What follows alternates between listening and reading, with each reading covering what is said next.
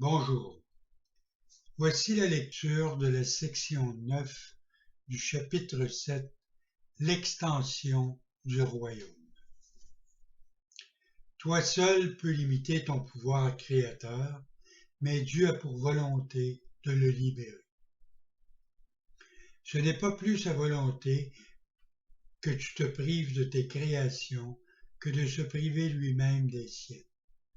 Ne refuse pas tes dons à la filialité, sinon tu te refuses toi-même à Dieu.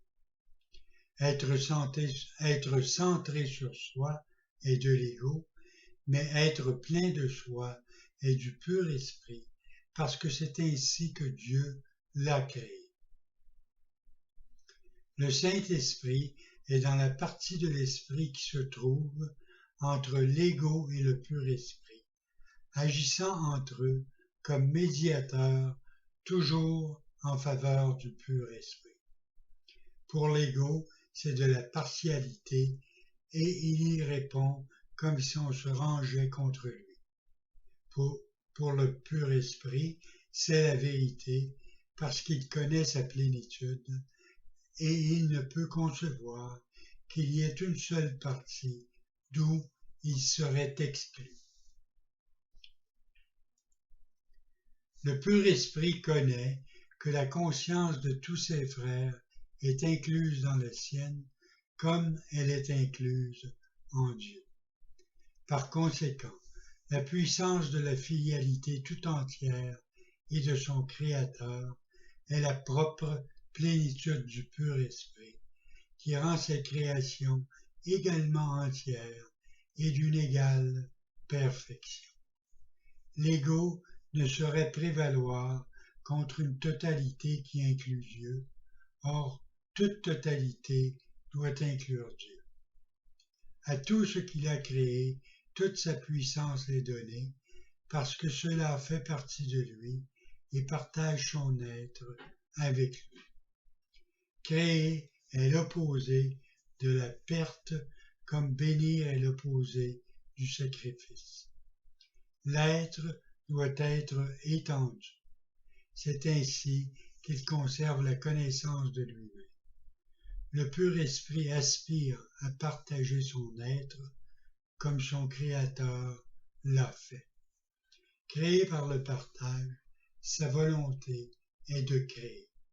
Il ne souhaite pas contenir Dieu, mais a pour volonté d'étendre son être. L'extension de l'être de Dieu est la seule fonction du pur esprit. Sa plénitude ne peut pas plus être contenue que ne peut l'être la plénitude de son Créateur. La plénitude est extension. Tout le système de pensée de l'ego bloque l'extension et bloque donc ta seule fonction. Par conséquent, il bloque ta joie de sorte que tu te perçois toi-même comme non épanoui. À moins que tu ne crées, tu n'es pas épanoui. Mais Dieu ne connaît pas le non-épanouissement, et c'est donc que tu dois créer.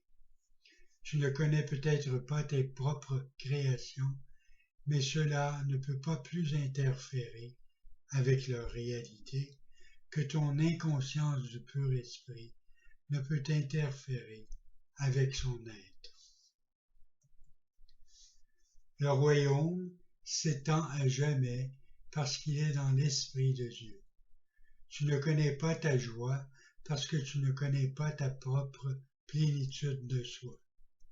Exclus de toi n'importe quelle partie du royaume et tu n'es pas entier.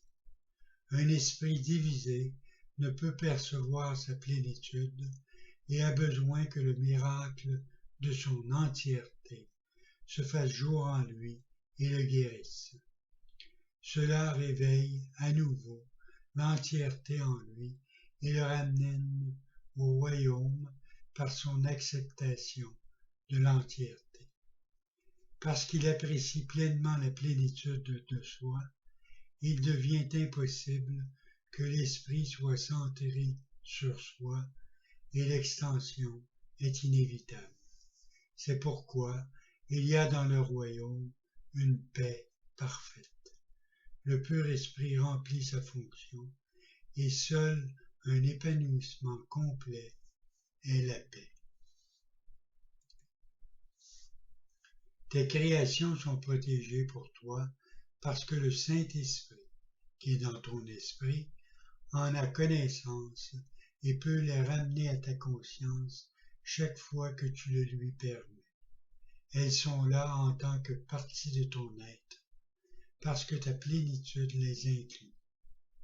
Les créations de chaque fils de Dieu sont les tiennes, puisque toute création appartient à chacun, ayant été créée pour la fidélité, ne faisant que. Tu n'as pas manqué d'augmenter l'héritage des fils de Dieu. Ainsi, tu n'as pas manqué de te l'assurer. Puisque c'est la volonté de Dieu de te le donner, il l'a donné pour toujours. Puisque c'était sa volonté que tu l'aies pour toujours, il t'a donné les moyens de le garder. Et c'est ce que tu as fait. Désobéir à la volonté de Dieu n'a de signification que pour ceux qui sont insanes. En vérité, c'est impossible. Ta plénitude de soi est aussi illimitée que celle de Dieu. Comme la sienne, elle s'étend à jamais et dans une paix parfaite. Son rayonnement est si intense qu'elle crée dans une joie parfaite. Et seul ce qui est entier peut naître de son entièreté. Sois confiant en ce que tu n'as jamais perdu, ton identité, ni les extensions qui la maintiennent entière et en paix. Les miracles sont une expression de cette confiance. Ils reflètent à la fois ta propre identification avec tes frères et la conscience que ton identification est maintenue par l'extension. Le miracle est une leçon de perception totale en incluant n'importe quelle partie de la totalité dans cette leçon. Tu as inclus le tout. Bonne journée.